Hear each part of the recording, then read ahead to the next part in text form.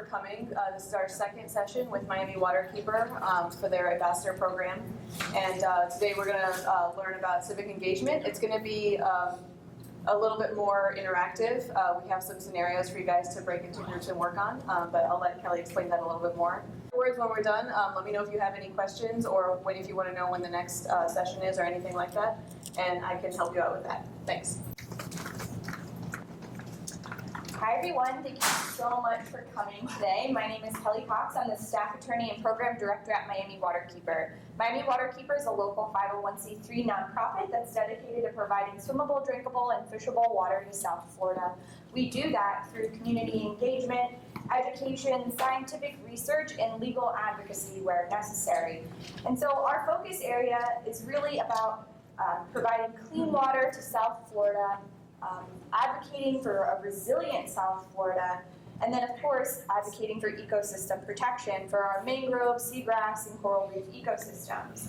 And this ambassador series is a three-part series that seeks to sort of develop a cohort of environmental leaders within our community. We're partners with the Key Biscayne Community Foundation and the Key Biscayne Citizen Science Program on an EPA grant, which is seeking to develop a lot of environmental leaders in this very environmentally threatened region. So that's why we're here today, and we're so glad that you're joining us. I want to introduce our speaker, Ms. Leah Weston. Leah is the policy director and advisor for Commissioner Ken Russell, District 2 of the City of Miami, and she's going to be talking about local government, how to navigate local government when you're interested in advocating for issues that matter to you, with a specific focus on environmental issues.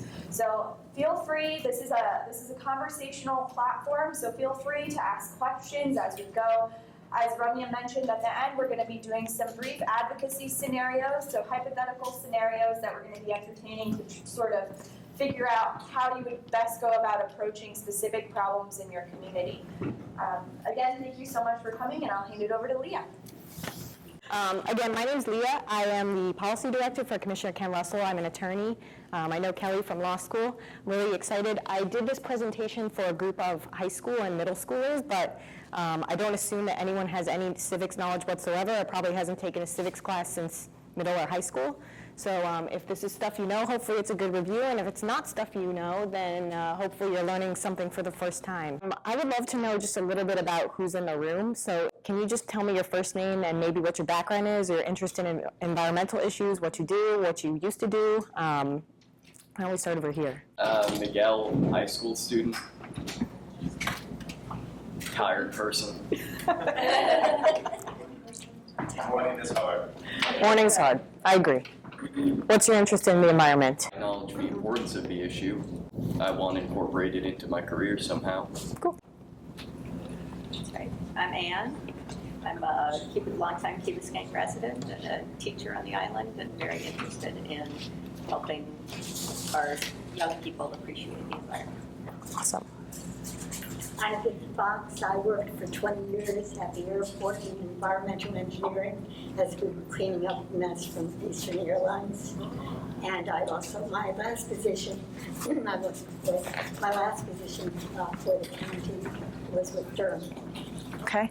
So a lot of this will be familiar to you then. Hi, I'm Ed. I'm involved with the active seniors of the Key, and I've lived here 49 years, so I care. Great. Hi, I'm Lois Greenberg, and I'm involved with the active seniors of Key Biscayne also, and with the Citizen Scientist Group. Very interested in our new program that we're aggressively trying to influence CVS and Winn-Dixie store not to be using plastic. And I attend many of the special films, the PBS films that they've been viewing at, showing at the Rosenstiel School. So it's a real eye-opener. It's important. Plastic bags and styrofoam is one of my favorite topics. I'll talk about that a little bit. Okay. Hi, my name is Chris. Recently retired from IBM, getting more involved in the community that I've lived in for over 35 years now. Just really interested in seeing what I can do, my part, and getting involved with the rest of the folks up Key. Hi, I'm Laura. I work at the University of Miami Rosenstiel School. I'm doing outreach and education for an oil spill research group. Awesome. Cool. Well, thanks everybody for joining. When was the last time any of you took a civics class? High school. Okay. So I'm going to teach you a little bit about local government, which is very specific to Miami. I'll keep it at that. But I'm going to start with the structure of government generally. And if this is a review and you would like me to skip it, just let me know. Or if you have any questions, feel free to interrupt me. So this is what I hope that you'll learn today. Or maybe if you already know it, then we'll just skip to the parts that you don't know. But I think it's really important to understand our constitutional system, what each branch of government does, the three branches. Maybe it's been a while since you've reviewed what they're supposed to do. I feel like now is a really good time for all of us to know what our constitutional system is supposed to work like, because it's definitely being tested right now before our eyes. I want you to know about state and local government in Florida. There's lots of things that are unique to Florida and unique to Miami. And it's very confusing navigating all the layers of government and who does what. And some agencies do, sometimes state and government, local government crosses over and does a lot of the same kind of thing. So I want to teach you to learn to navigate the maze. And then finally, working on an advocacy plan. So taking an issue that you care about, using the information that I've presented to you and figuring out how to make an advocacy plan. So first, our constitutional system. The anatomy of the Constitution. When was the last time anybody read the Constitution? Has anyone read it in full? Yes, it's been about 10 years. It's a very interesting document. The first part of it consists of a preamble and 7 articles, and in this document creates our three-branch system of checks and balances. We have an executive branch, a legislative branch, and a judicial branch. So we know at the federal system, obviously the executive branch is headed by our president. The legislative branch is Congress, and we have two bodies in the legislature. We have the Senate and the House, and then the judicial branch, which consists of all the various courts around the country. The first part of the Constitution establishes the powers and the functions of government. And just in case you were wondering what material, it was written on parchment paper in 1787. This is a scene at the signing of the Constitution painted in 1940, and you can see the Constitution is right there. The second part, and this is the part I think a lot of people are much more familiar with, is the amendments to the Constitution. So the first part is the Bill of Rights, which consists of 10 amendments that we're all familiar with. The first amendment we probably all know about. The second amendment we probably all know about. Can you, just out of curiosity, name the third amendment? This one? Bad for quartering? It is. That one I don't think we've used in a long, long time, but the third amendment prohibits the quartering of soldiers in private homes. I don't think we've used that in a long, long time. The Fourth Amendment has to do with searches and seizures. The Fifth Amendment is due process. The Sixth Amendment, which one's the Sixth Amendment? I should know this. The Sixth Amendment has to do with the right of counsel, and the Seventh Amendment has to do with the jury trial. Eighth Amendment is cruel, unusual punishment, and the 10th Amendment is all powers that are not explicitly named to the federal government are reserved to the states. Oh, did I skip the ninth? The Ninth Amendment is individuals. The powers that are otherwise not stated are reserved for individuals. Little known fact is that there are actually 2 articles in this first part of the Constitution, so there are 12 articles in the Bill of Rights. The first 2 articles were never adopted. And this was also written on parchment paper in 1789. This came after the Constitution. Then the part 3 consists of all the various amendments that have come since. And when I was doing research for this presentation, I wanted to see what they looked like. I was wondering were they kept in one place? The answer is no. They're on lots of different kinds of documents that have been added to the Constitution over time. So some of the important ones that are addressed in Amendments 11 through 27 have to do with civil rights, prohibition, and then the subsequent appeal of prohibition. The procedure for electing the president, because we used to elect the president and the vice president separately. The succession plan if the president is assassinated or otherwise is not fit for office. And then the income tax. A lot of people don't know that at the beginning of this country, the income tax just did not exist. So they had to amend the Constitution in order to do that. The last constitutional amendment, the 27th Amendment, was ratified in 1992. This is a really interesting story because it was an amendment that had been proposed but not ratified by all the states, and it was not discovered, and it never had an expiration date. So a graduate student in Mississippi discovered that this amendment needed 1 or 2 more states to ratify it in order to add it to the Constitution, and he wrote this as part of his dissertation or his master's degree, and ended up getting some state legislatures to finally adopt it, and it was enacted in 1992, many, many years later. And what is it? I think it's the congressional salaries. Yeah, it has to do with setting the congressional salaries. So I guess maybe we can understand why that one wasn't finally adopted. I don't know. So the 3 branches of government. Our system is designed around a balance of power, and the idea is that no single branch should be able to dominate, get ever too powerful. Every branch has a check on each of the other branches. The president has the power to veto laws passed by Congress, and the president also oversees the military and foreign relations. The modern presidency does a lot more now, but I'll go into that a little bit later. Congress has the power to, of course, enact the laws that the president can sign, but Congress also has the power by a certain threshold to override the president's veto. Then Congress also has the power to approve nominees that the president nominates to, for example, the federal bench. So any judge that the president nominates, Congress has to approve. We see that most prominently with U.S. Supreme Court judges, but actually Congress has to approve every single federal judgeship, and there's hundreds and hundreds of them. So this is, and of course, all the agency heads and lots of other official positions have to be approved by Congress. And then finally, the Supreme Court has the power to interpret the laws of Congress, to settle disputes between states, and to declare laws unconstitutional.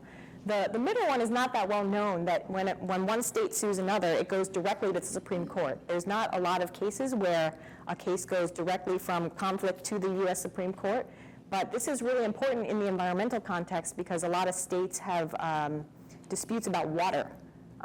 So Florida and Georgia, for example, have had a many years fight over there's a river that flows between them. I don't know if you know about this. Yeah, it's about the Okefenokee. The Okefenokee, yes, so that has gone to the U.S. Supreme Court. And then, of course, perhaps most important, individual citizens like you and me have the power to influence all 3 branches in different ways, by voting, by going to court, by writing letters to your congresspeople. There are lots of ways to influence every single branch. Any questions? Okay. All right, so it's a little bit more complicated than that. We've gotten much bigger, and there's been some developments basically since Franklin Delano Roosevelt and the Great Depression. Our government has changed in a major way, and that is what some people call the rise of the administrative state. So a lot of people know of the names of administrative agencies, but they don't exactly know what they do or where they fall under. And then, of course, the media, which is not really part of the government, but is really critical to keeping the government accountable. So I like to think of the media as a kind of sort of branch of government in a way. Administrative agencies are extremely important. Just in the environmental context, there's the Environmental Protection Agency, there's the National Park Service, there's the, is it Fish and Wildlife Service? There's the, what's the agency that is responsible for giving oil permits? USGS. USGS. All of these agencies are actually under the executive branch. They're quasi-judicial, quasi-legislative agencies, and they're tasked with something very particular. So Congress will make a law like the Clean Water Act, and it is the job of the Environmental Protection Agency to actually administer that act. So Congress will set out broad outlines of, we want clean water, we want a certain amount of carbon to be limited, X, Y, and Z, and then these administrative agencies actually figure out how to make that happen and get into the technical weeds. So you have a lot of technical experts who work at these agencies and have worked at these agencies for years. And in theory, they're not as political. But we're seeing that tested right now too, because the head of the administrative agencies are all appointed by the president. And that gets interesting when the head of the agency is at odds with the rank and file employees who've been working there for many years. And then, of course, the media, the role of the media, I think, is pretty clear in keeping all of these branches of government accountable. So these are just some of the administrative, I have a list, some of the administrative agencies that influence environmental policy in lots of different ways. The EPA, the Food and Drug Administration, OSHA, Fish and Wildlife, National Marine Fisheries, the Army Corps of Engineers. I know our friends at the Waterkeeper are very familiar with the Army Corps of Engineers. The Department of Justice actually has a huge role in enforcing the environmental laws because they prosecute environmental crimes. The U.S. Department of the Interior owns all of our parks and valuable lands. And then there are state administrative agencies as well. The Florida Department of Environmental Protection, the Public Service Commission, which basically licenses FPL and power companies, and then DERM, and we have someone who worked at DERM. So DERM manages local environmental resources, has to do a lot of permitting and make sure that people who are building and constructing new buildings are complying with all the various environmental regulations, that they're not building on endangered species, that they are providing enough water, et cetera, et cetera. State and local government in Florida. That is a chart, a very big chart of the state government in Florida, which a lot of people don't know about. And in my opinion, it's probably the most invisible form of government of all compared to local government and national government. I'd say the Florida state government, just because it's in Tallahassee, is very invisible to us. But it's got a big role. And as you can see, it's divided up into 3 branches: the executive branch, the judicial branch, and the legislative branch. We, just like the federal system, have two bodies of the legislature. We have a House of Representatives, and we have a Senate.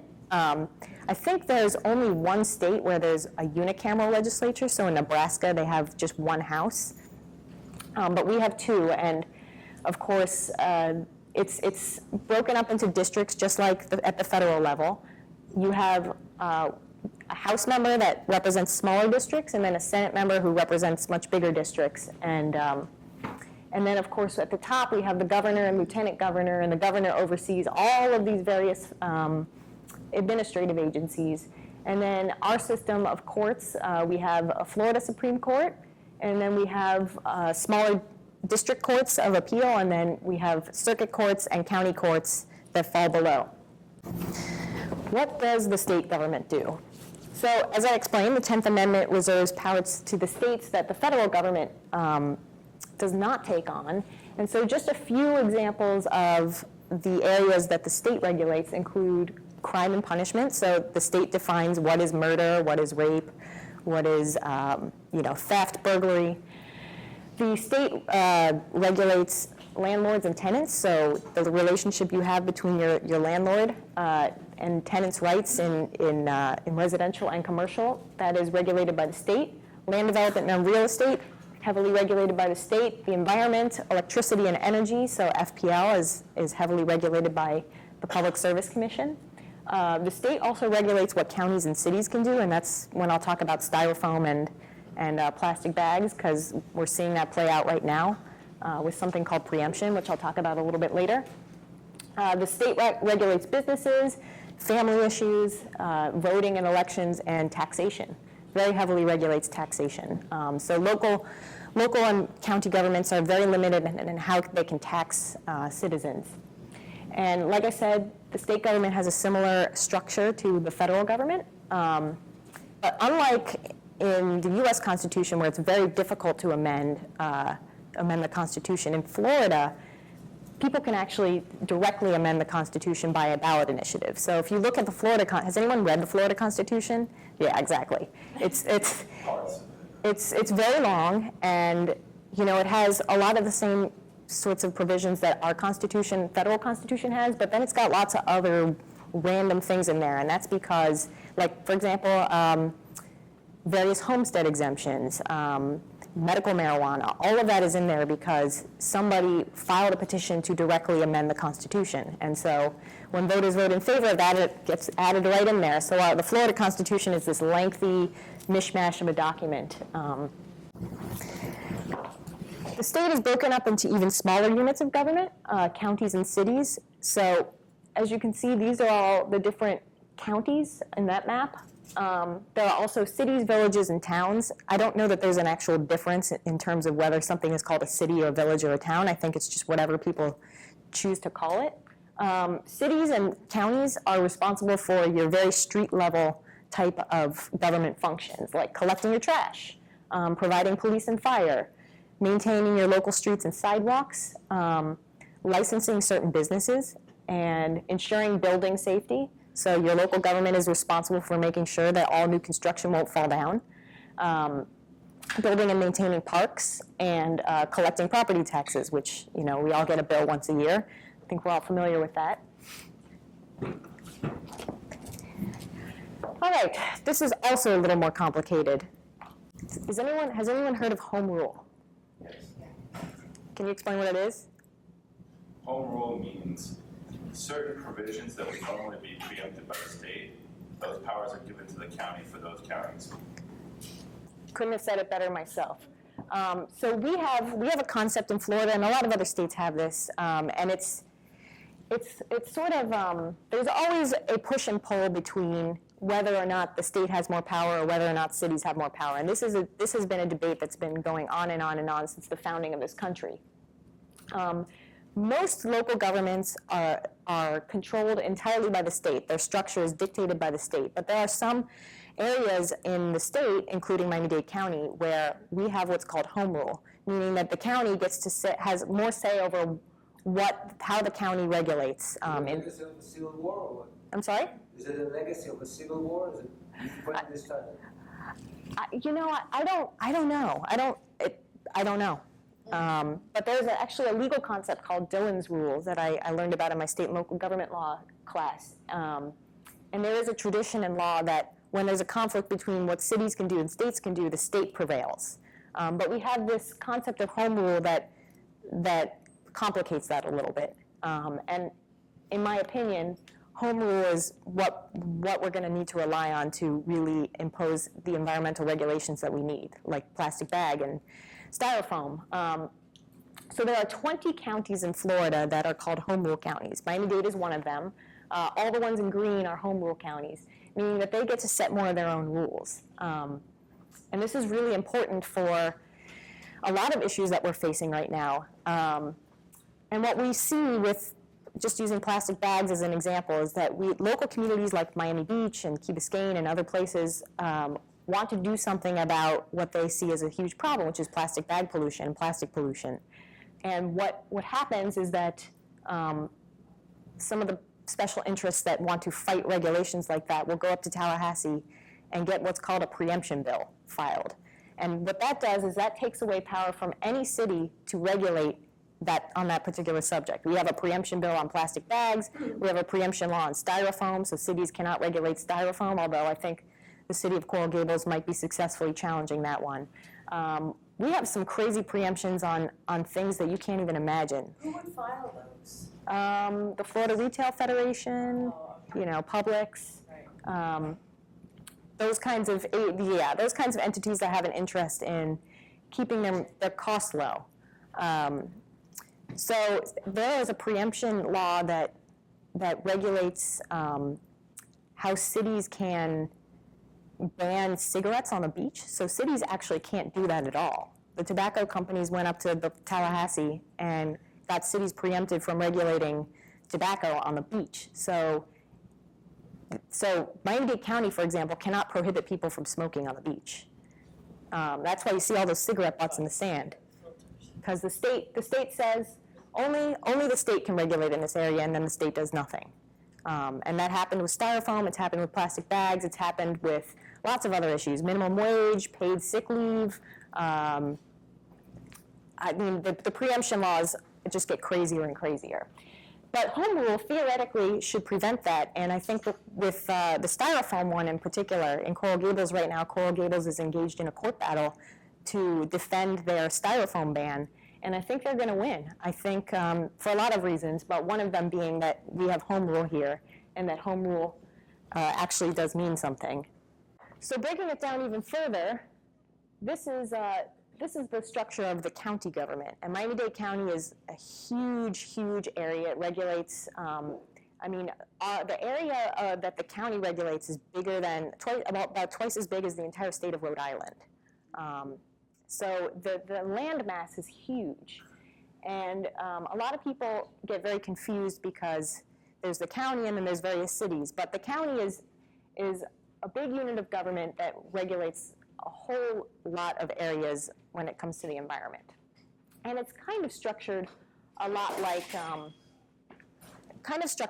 What I told you about our constitutional system with 3 branches of government. You can see, I like this chart actually more than most of the others that I've seen because it puts county residents at the top, which I think is probably the best way to think about your relationship to your government. All the people who sit in office are not entitled to be there. They're only there because people vote for them, or they're appointed by people who get elected. So the county is at the top, which I really like. And then the mayor would be our executive, and he oversees lots of different county departments, as you can see, recreation and culture, so parks, public safety, police and fire, neighborhood and infrastructure, transportation, so our metro rail system, a lot of the streets are regulated by the county, health and human services, and lots of other government functions. The mayor also works, of course, with the county attorney. The Board of County Commissioners is our legislative branch at the county, and they have lots of other sort of sub-entities under them, but they make legislation. That's like our legislature. We have 13 county commissioners, and at one point in time, they used to all be at large, so they all used to represent the entire county, but now they represent 13 distinct districts. Who's the county commissioner for this area? Is it Suarez? The new guy, isn't it? What district number is this? I don't know. 17. We need to get permission from Suarez to do the event in Grandin. Suarez is 7, I think he's like Coconut Grove, something. Yeah, it's Javier Rodriguez. Okay, I think it's Suarez, Commissioner Suarez, because I think this is District 7. Yes, Suarez is on. It's Suarez? Okay. So yeah, so the county commissioner for Key Biscayne in this area is Commissioner Xavier Suarez.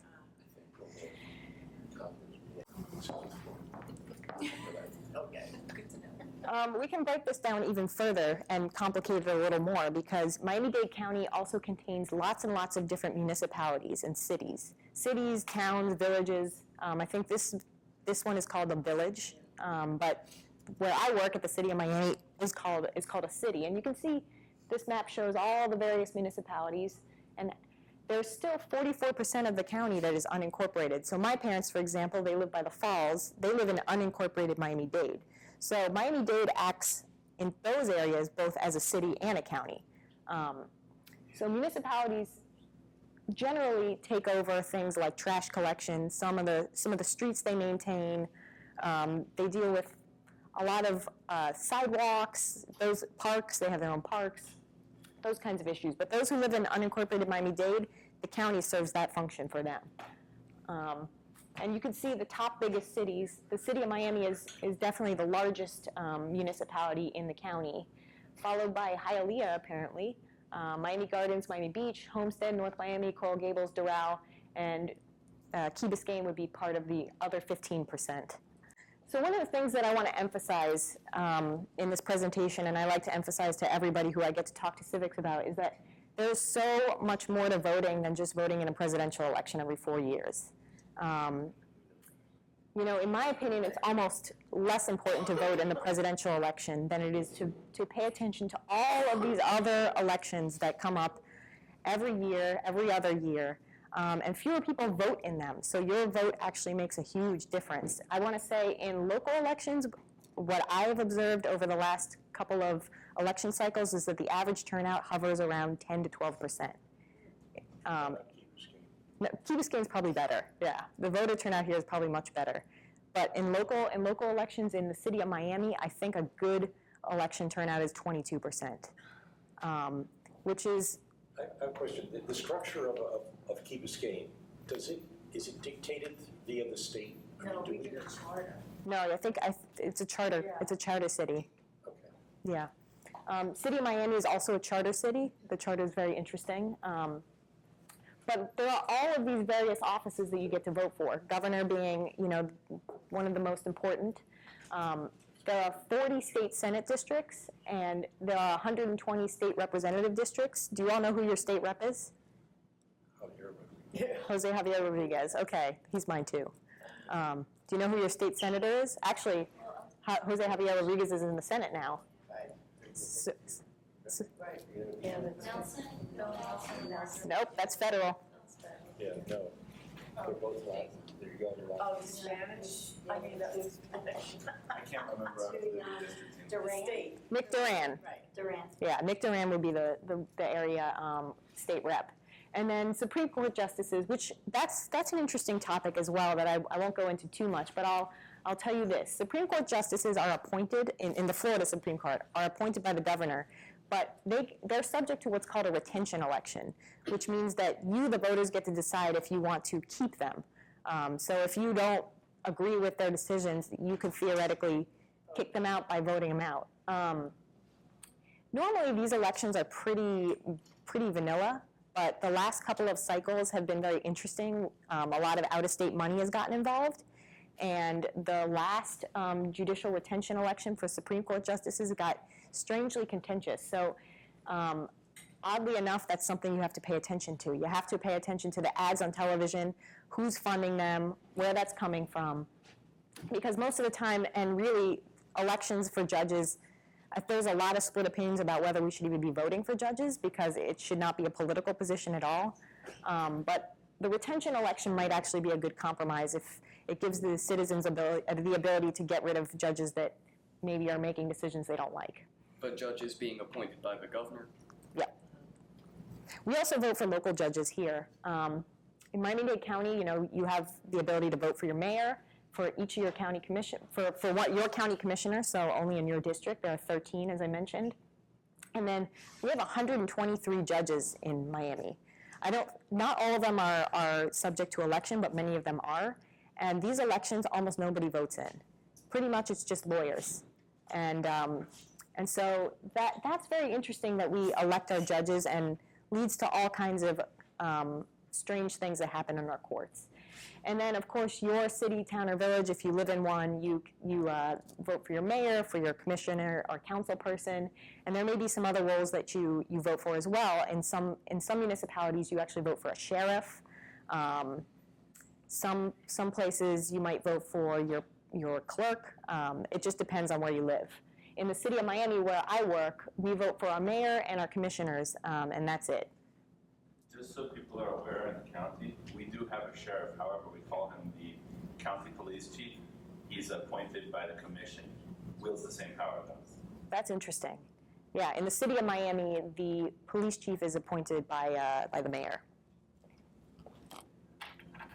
So, with that knowledge, I think it's really helpful to understand your local government, because if you care about a particular environmental issue, and I'm just going to use plastic bags as an example because it's my favorite, and it's really important to know who regulates what, who you need to write to if you have a problem with something, and how you do it. So I would love to talk about how I might go about creating an advocacy plan for issues that you care about. First step, obviously, is pick your issue. These are just some topics that are related to the environment. There are lots and lots of others. Maybe there's, what's an issue that you all care about? Rising water. Rising water, sea level rise. Others? Renewable energy. Renewable energy. Parks and green space. Parks and green space, okay. Transportation. Transportation. So all of these issues have different dimensions and different layers of government that might be required to get involved. Parks might be the simplest one. Is it a local park? Is it a city park? Is it a county park? Is it a state park? Is it a national park? If there's a particular park that you are worried about, or if you want somebody to build a park, you got to figure out Which government agency do you approach? Sea level rise. This is going to be a very complicated issue because different aspects of government will be dealing with different parts of the problem. If it's flooding, it's going to be local government dealing with your drainage. If it's building big infrastructure, it might be a combination of government entities building a seawall, building pumps. Maybe the federal government is funding it, maybe the state government is funding it. So it can get very complicated. Transportation, that is also a very complicated issue. Our county runs the mass transit system, but roads and streets are regulated by a combination of city, state, and local government. So sometimes it can be really, really, really hard to figure it out. What was the other thing somebody said? Renewable energy. Renewable energy is a tough one too. That's going to be a lot of state government and federal government trying to push policy change there. So those are just some of the issues. And that's, of course, the first step you'd need to know, what issue do you care about? Then this is when I have an issue that I care about or I'm advising people on, this is an example of questions I would ask to narrow down how to go about it. Where is your issue located? Is it in a city? Is it in a body of water? Does it affect multiple areas? Water, for example, just because we're the water keepers here, water is often a federal issue because bodies of water go between states or oceans, have to do with international relations, so the federal government has a lot to say. But if it's a beach and just the actual coast, it might be regulated by the county. So you got to figure out exactly, who do you need to approach to deal with your problem? And if the problem affects multiple areas, maybe you have to approach multiple governments. Then who has the power over the issue? There's no point in engaging in advocacy if you're advocating to someone who can't do anything about it. And I deal with this as somebody who works at the city of Miami, and in a place where there are 36 mayors in Miami-Dade County, understandably people get confused. And they'll write to us, I have this problem, and I often have to say, well, listen, we don't have jurisdiction over that problem. You need to go to the county, or you need to go to the state, or you need to go to the federal government. So a lot of people don't know how to navigate and figure out who regulates what. So who actually has the power? Does it involve legislation? Does it involve law enforcement? Is there a law on the books that's not being enforced? Is there a dispute over whether the government is acting legally? And then, of course, who's going to oppose you and who's going to lobby against you? With the plastic bags as an example, if you want to enact some kind of regulation on plastic bags, whether it's a fee or a full-out ban or a partial ban, who's going to come up and show up to speak against your legislation? Probably the Florida Retail Federation, probably grocery stores, other kinds of agencies and organizations that rely on the plastics industry. Those are the types of organizations that might show up to speak against your legislation. Then, of course, you want to know what needs to change, what change is necessary. So do you need to change the law? Do you need to change how it's being enforced? Or do you have to go to court? I mean, I always say, court litigation, being in a legal case is a really bad form of communication. It's the last thing you want to do, but it's good that it's there. We all should have access to the courts when either the government is not acting properly or private actors are not acting properly. And the waterkeeper has gone to court before to hold, the Army Corps accountable for some of the damage caused to the corals in the port. And that, I'm sure, was not your first step, and probably not the best path. Not the path you would have desired to advocate on that level, but it's a strong way to make a statement. And it resulted in some change. Yep. So, Still ongoing.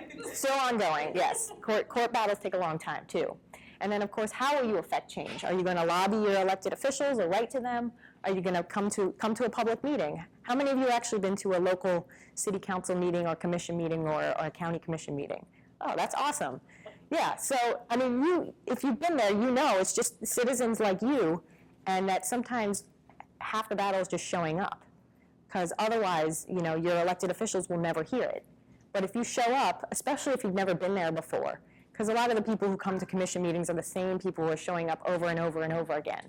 And I don't know if it's just a human thing, but when you see the same person over and over again, you tend to start to tune out their message. But if new people show up, advocating on an issue, A lot of times the elected officials are taken aback. Wow, who are all these people? What are they talking about? So remember, they're always counting votes. They're always thinking about when their next election is. So showing up is actually really, really, really important. So if you can make time to come to public meetings, it really does make a difference. Do you need to engage the media? There's no doubt that when your elected officials aren't listening or you feel like the government's not moving fast enough, going to the media can get a response. It's just, that's, like I said, when I showed the media being a branch of government, arguably, the media keeps the government accountable, keeps your elected officials accountable. It's a very important tool. And then, of course, maybe you'll hire an attorney and go to court. Not the best option, but sometimes necessary. And then finally, you want to plan a strategy. Are you going to write a letter, an email? Are you going to make a phone call? Are you going to use your social media? Are you going to have a meeting? Or speak at a public meeting? Or maybe join a citizens board? Or maybe you want to run for office yourself. My boss, Commissioner Ken Russell, had no political background whatsoever. He didn't even vote regularly in local elections, but he was sparked to get really involved when he found out about a park in his community that had been contaminated. And the park across the street from his home, he started advocating at the local level to remediate the park and discovered, I'm not really satisfied with my elected representative. I would like to run for office myself. And so, he did it. It can be done. It doesn't take, especially at the local level, it doesn't take a whole lot of money. It just takes knocking on a lot of doors and really just the desire to do it. So if you've ever been thinking about it, I would encourage you to definitely go for it.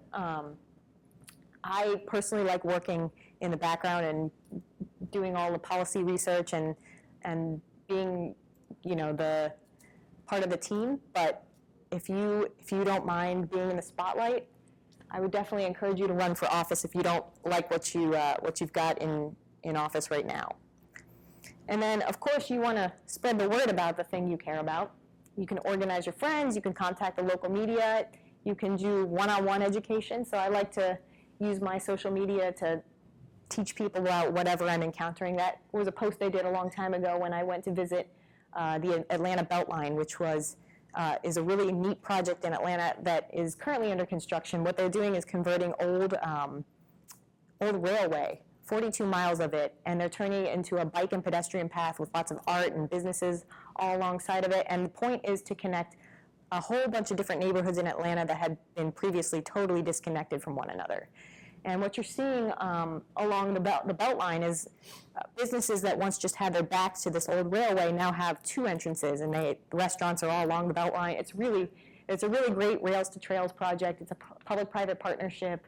And so I was just using my social media to educate people about it. And then, of course, as I mentioned, if the government or your elected officials are not being responsive to your concerns, you can go to court. And that's another forum available to you, and that's the U.S. Supreme Court. This is some environmental case from the Center for Biological Diversity, and they sued the Army Corps of Engineers. So now it's your turn. Any questions? You knew Ken Russell grew up here? Yeah. Okay. Local officials, are they like part-time or they're full-time or? Oh, that's a good question. They're getting paid or? It depends on the municipality. In the city of Miami where I work, they're part-time. They get a salary. I think it's set by the code. It's like $57,000 a year. In the county, they're part-time and they get paid only $6,000 a year. Although that's a little misleading because they get a lot of car allowances and other things. But yeah, it's supposed to be a part-time job. It definitely isn't. Oh, no. Here they're part-time and they get paid zero. Right, so. It's fine. Yeah. Yeah, it's theoretically a part-time job, but I can tell you it's I know not. one of the county commissioners. Oh, It's not a part-time job. There's nothing part-time about it. So, should it be a full-time job? That's a subject for debate. Only if they can pay. Yeah. I don't know that it makes any difference, but one of the things, I don't know how unique it is to to South Florida, of course, but the last time I did the figures when we had the census and the election, we have only about 50% of our adult population that's eligible to vote. So sort of how do you, is there any difference in how you get people sort of activated around an issue if voting isn't sort of, one of the tools that can be used? That's a really interesting question. I mean, look, from our perspective, when we show up at a commission meeting, I don't know who can and cannot vote. Right. So from that perspective, people are just people. And they show up and they believe in an issue or they're against something, and that alone has some value. In terms of engaging people, I mean, I think a good example is on the issue of immigration right now. A lot of folks who are not eligible to vote because of their immigration status are obviously mobilized around this issue because it's personally affecting them. I think your question is about the extent to which voting is central to advocacy, and it's very important, but it's not the only thing, because a lot of people can't vote. In the state of Florida, for example, if you have a single felony conviction, you're barred from voting for life. It's one of the harshest in the country, and so we have. I think I've seen a statistic where 25% of black men who live in this state cannot vote. So you have lots of disenfranchisement for lots of different reasons, whether it's immigration status, whether it's because you have a felony conviction. And whether or not those folks can vote, they can still make their opinion heard. So I think it's really important, but it's not the only thing. About 50%, if I recall, are registered to vote. I'd say over a quarter of the population are eligible to be registered, but are not registered. So one of the tactics you use to make change with voting is find a sympathetic group or demographic and you do voter registration drives. So don't forget that. It's not that half the population can't register, it's that half aren't, and then maybe half or so of those aren't eligible. But you still have a large group who can register, who haven't. And that's a really good point, and this crosses into politics more than policy or civics, but one of the things about political campaigns that's really interesting and maybe disconcerting is that because you can take data and predict who's going to vote in an election, a lot of times political campaigns only focus on the people they know who are going to vote. I think one of the strategies that a lot of candidates who maybe don't have as high of a profile try to go for is to try and get new voters. So instead of trying to go after the people who always vote, like me, I'm a super voter, I always vote. So instead of going after someone like me, they go after folks who are not registered to vote and try and create new voters, because we know that voter turnout in the United States compared to other countries of our stature in the world is abysmal, especially on the local level. So yeah, trying to get new voters who aren't voting, who have, for whatever reason, been not motivated to vote or register, that's another important tactic. Cool. Any other questions? This is sort of tangential, but referring back to the answer to an earlier question, the thing about one-time felons not being eligible, that's state, county, who? So that's the state. The state makes laws about who's eligible to vote. And so the state legislature has passed a law that basically restricts your ability to vote if you have a single felony. And then your pathway to, I guess, fixing that is pretty limited as well, because you can only get your record sealed or expunged in very limited circumstances. So, and it's surprisingly easy to get a felony in Florida. You can get a felony for driving with a suspended license if you have a certain record. If you have a certain number of misdemeanors, if you have like 3 misdemeanors and then you're caught driving with a suspended license, boom, you have a felony. So it's surprisingly easy to get disqualified from voting in Florida. A great refresher for all of us, even those of us who are attorneys in the room. So we've got about 30 minutes left. I would love to break out into groups of 3 or 4, and Leah and I are going to be circulating the room. I've got these advocacy scenarios. I'll assign each group an advocacy scenario. You're going to discuss it amongst yourselves, and then we'll have one person from the group stand up and sort of present your advocacy plan design. It'll be a quick little exercise, but I think it's useful and a great practical way to apply all this great knowledge that was just bestowed upon you. So if you don't mind, just in different parts of the room, I've got 5 scenarios, so groups of 3 or 4. Let's break up and we'll go through some advocacy plans.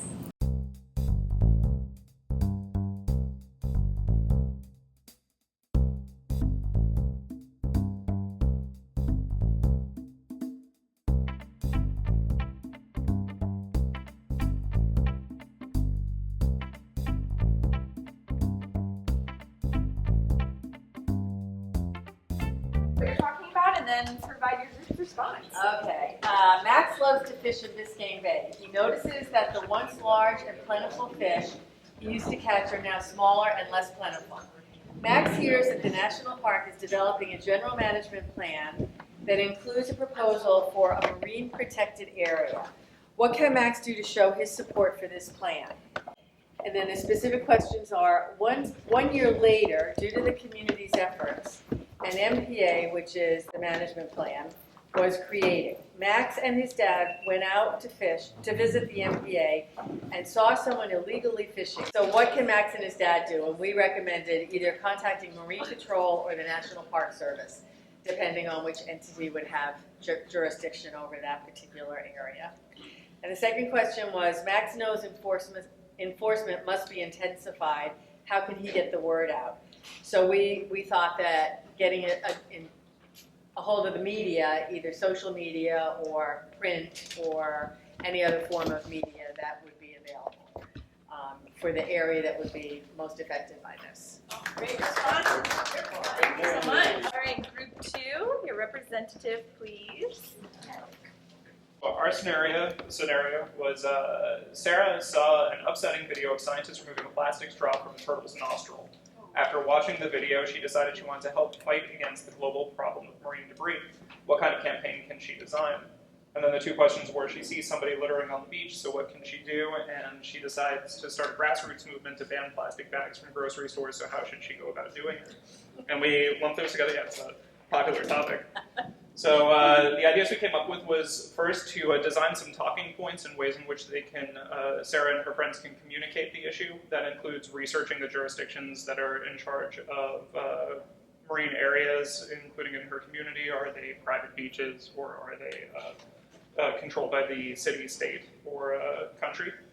Then after getting those talking points together, just something simple to convey, spreading the word. So bringing those points to social media, maybe reposting that video that she saw that upset her so much to see what kind of traction it gets with her friends and social network, including writing letters to the editor, like at the Islander, for instance, or communicating with WLRN, arranging or going to community meetings, and then perhaps making some community meetings of their own in order to get attention to this. And as I understand it, we said educating people as well. So there's the key challenge here on Key Biscayne that schools work on collaboratively. So maybe perhaps finding some ways to get schools involved in a messaging campaign for the key challenge. One of the things we talked about with plastic bags is how in some other cities they have plastic bag monsters. So people who have collected used plastic bags and then make costumes out of them to go around and show people how monstrous plastic bags are. So maybe the schools can work on that. Then, after that, meeting with appropriate groups, so getting an idea if there are other advocacy groups in the community or larger area that Sarah and her group can meet with in order to help devise a plan on a larger scale. And then we said even communicating with the opposition to try and find some diplomatic discourse. Maybe you could brainstorm alternatives. So if Publix wants plastic bags and is working to preempt rules against them, maybe you can find a way to meet with representatives for Publix to see why they want plastic bags so badly and how you can change the dialogue based on that. And then finally, getting together with your government representatives. So outlining key points that you want to have discussed with them, developing some criteria for office visits so you can convey the point concisely, and then trying to get sympathetic representatives maybe to recommend next steps or help recruiting to advocate the issue. So, and then enjoying the world free of plastic bags. Fully thorough response, group 2. Group 3, representative. We're talking about Jordan, and he goes snorkeling on South Florida reefs. He notices a lot of algae on the corals, and sometimes he sees that they are bleaching. He wants to help fight against biodiversity loss in Florida's marine ecosystems. What organizations can he get involved with? The first ones that came to our mind were Miami Waterkeeper and also NOAA. Also maybe the Center for Biological Diversity and the University of Miami. They collect data on algae on the reefs. Also concerned about the lionfish. That's an invasive species in Florida, threatening native species due to their lack of predators. What kind of campaign can Jordan design to decrease lionfish populations? In Fort Lauderdale, there's actually an organization dedicated specifically to lionfish, getting rid of the lionfish. It's called Stoked on Salt, abbreviated SOS. They actually host lionfish derbies where the divers go out and shoot the lionfish. They go out with a team of people. They're also having lionfish food festivals where local restaurants can get involved and they can have a contest who can come up with the best lionfish recipe. That's always really good for publicity. Moat Marine Laboratory just sponsored one this past weekend. They also had a lionfish derby there as well. What actions can help protect the coral reefs as a whole? We thought of ocean acidification. That means reducing CO2. That means having carbon taxes and also raising emission standards on cars. Well, thank you so much for coming and for staying engaged in this advocacy training. We really appreciate your attendance. We are going to be hosting our final training on August 8th, I believe. It will be in the adult lounge. Right now it's in the adult lounge. They might move us here again. We're not So it's going to be on the second floor of the community center somewhere. It's a small floor. We'll find it. And that training is going to be focused on environmental stakeholders in our community. So sort of introducing the framework and how we all work together with public-private partnerships, non-governmental organizations, and then programs like the Key Biscayne Community or Key Biscayne Citizen Scientists Program. So there you go. And if any of you are interested in staying up to date on Miami Waterkeeper events, or perhaps us pinging you a reminder that we are having an advocacy training on the 8th, you can sign up with your email and I'll be sure to keep you in the loop on events and activities in our partnership with the Key Biscayne Community Foundation. So thank you again for coming. We appreciate your involvement.